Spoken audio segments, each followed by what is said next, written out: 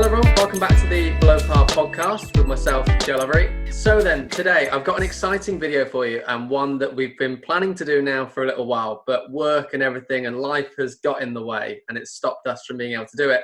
But I'm really pleased this morning to introduce Alex Clapp to you all. So I've got Alex here in front of me now. So thank you, Alex, for coming on this morning. Morning, guys. How are we? So Alex is a coach from down south, in fairness, not far away from where I used to play a lot of my golf. And I believe for about 3 or 4 months, I was actually a member of the golf club where Alex now works. In fairness, really nice course, great facilities as well, which I'm sure Alex is going to tell us about in a minute. So let's go to Alex. Let's see if we can get a little bit of background into Alex. Over to you, sir. Yeah. So, I started the game obviously at an early age from when Joe was talking about when he was down at junior down here or whatever, when he was a member for a few months. Started playing at the age of 10, kind of took a back seat for a bit while everyone plays football like I did, and then kind of golf took precedence. Went over to America on a golf scholarship. Oh, cool. When I was 18 to a university in Florida called Bethune-Cookman, which was a really, really good, insightful 4 years.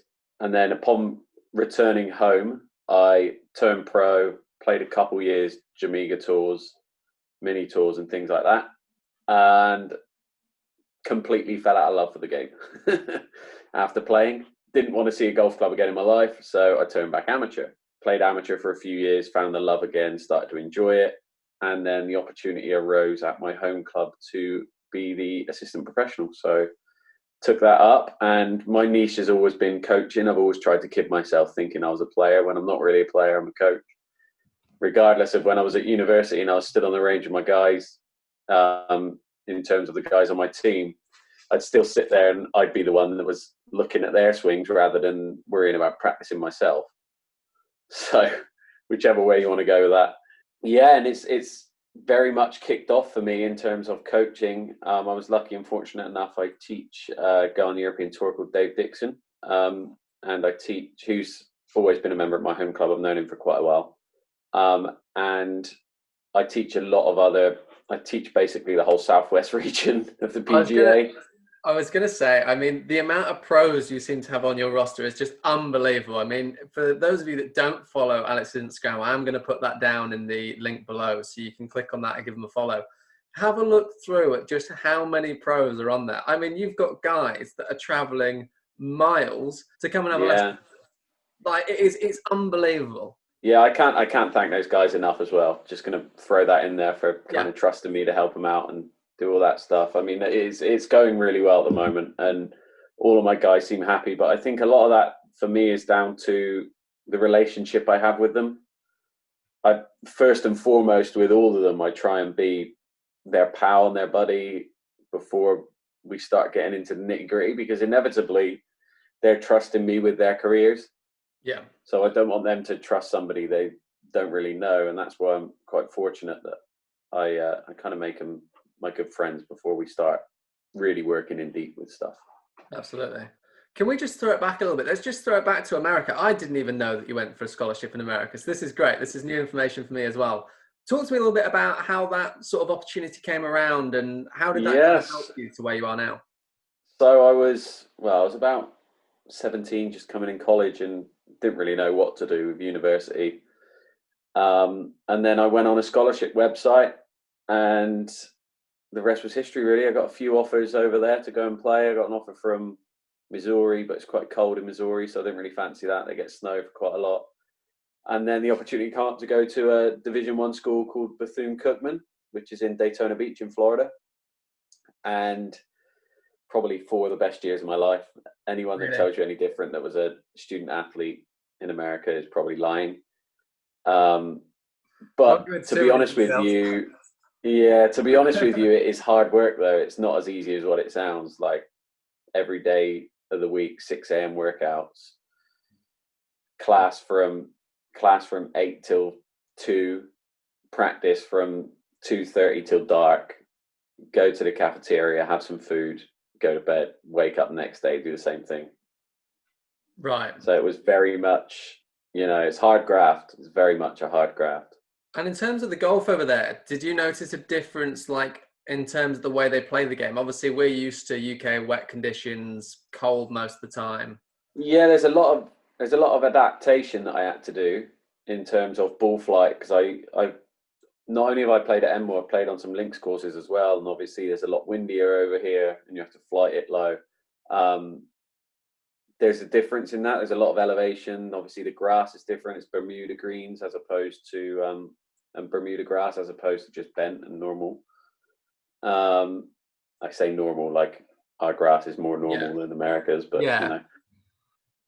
know. And yeah, it was really good. And there's a few guys that I went to university with that are doing really well. One of which I still coach, which is Leon Fricker, Yes. who's doing really well, and he's starting to really kick on now. He's got his Europro card for next year. That's cool. And then I had two roommates when I was over there. One was Matt McKnight, and he is caddying on the European Tour. And I have my other roommate who's just probably one of the best golfers I've seen. His name's Willie Mack. Well, actually, Willie Mack the third, I say. Right. Okay. And he's won something like 45 or 50 mini tour events over there.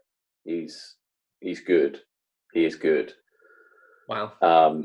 There's a few other guys as well that are on the PGA Tour that I play in some tournaments with, which are quite funny. You got Sam Ryder and Ben Silverman, a couple of those guys that were just in the same tournaments as me. And I'm not going to say, you know, they both done well, they both won a lot. But when you look at them when they're on the range, you don't think they stand out a lot. And then you see what they're doing now, and they're doing amazing things. So that's just little kind of bonus to you, just to don't give up if you think you can get there, because it's out there if you can. Yeah, I was going to say, I was listening to something interesting the other day, and they were chatting about taking performance from the range onto the golf course. There's a lot of guys that stand on the range, stripe it, look amazing, get on the golf course, and suddenly they're missing greens and can't I hit could do that all shots. day long. I could stand on a driving range and flush it all day long. Put me on a golf course and I'm hitting 50-yard wings right. So let's just chat a little bit more about, obviously, your time at Enmore. So you decided to become an assistant pro. Tell me Yep. about how, I know obviously like your coaching roster at the minute, as I say, is pretty phenomenal. Just chat to me a little bit about how that kind of came around, and what sort of point did you start to get all these players? And It was a bit of a snowball effect, to be honest with you. Dave, the European Tour player, Dave Dixon, I've known him for years. I caddied for him when I was 18, type of thing. Like, I've known him for years and years and years. We've always been quite close friends. And he was struggling a bit with his game, and he said, "You know my game. You played with me and been away with me and done everything for years and years. So let's start working." So we started working, and this was when he was struggling a little bit in terms of was only playing some regional stuff, and some mini tour stuff like your Jamigas and things like that. And he ended up winning a few and doing well on a few. And then I had Dan Toogood, another guy in the region, that messaged me and said, "Oh, I spoke to Dave, and Dave said that he's working with you." And it was kind of only those two for at least the first 6-7 months. And lockdown hit, and then I picked up a mini tour player, Ali Balcom, who's played in the Open before, and he's got all the talent in the world. Just needs to hone it in again. Yeah. And kind of reinvigorate himself, get himself back out there. Leon as well has always been one that I've coached, to be honest, from the start. So that's one to throw in there as well. And then from there, it is literally a snowball of people that were just talking to those four guys. And don't get me wrong, it always helps in the world of golf when you get some results. Yeah. And, you know, in this last year, I've picked up now, I think I'm up to about 30 plus pros that I teach. Just mad. Like, you just don't see that very often, do you? No, and it's all snowballed from kind of those four guys and people talking to them and asking them, and it just goes on and on and on from there. And I mean, it's good. It's easy to pick up players when you got Dave that finishes third on the European Tour, and then you've got Dan that comes runner-up in the Assistants Championships, and then all of a sudden, where have they come from? Yeah. And my name gets thrown out there. Dave done well in Celtic Manor, come third the week after, played the Belfry and done a name drop for me on Sky Sports, and that was quite funny. So as soon as that, you know, it's a snowball effect from there. domino effect falls, as I like to coin the term when I teach golf. There's a domino effect in everything you do. Yeah, absolutely. And now look, you've made it onto the Below Par podcast. So And now, exactly, and now I'm on the Below Par podcast. What more could I want? literally, this is it. Guys watching this won't know, but I did actually come down, didn't I? Just before the last lockdown. I was actually going down to visit parents who say are near Alex. So I went down for a lesson, and I have to admit, if you are in the area or passing Enmore, do make sure to drop Alex a message and get booked in. That's what I'll say. It was a good experience. So really enjoyed that. Appreciate that. Really cool. Right. Well, I guess we better start getting into the main part of the video then. Right. So, Alex has got loads of notes. So for those of you that are just watching the Alex Clapp introduction bit, do make sure to check out part 2, which is going to be coming in just a moment. We're about to film it now, but we're going to start breaking down basically pros swings. And Alex, in particular, I know you work quite a lot with matchups, correct? When in your coaching? Yeah. 100%. So what we're going to do, rather than just your normal swing analysis of these guys that you hear, for example, on Sky Sports, I wanted to get Alex's opinion in terms of matchups, things that he likes to see the players do. But equally, perhaps he might be able to throw in there faults and weaknesses that might happen because of certain moves.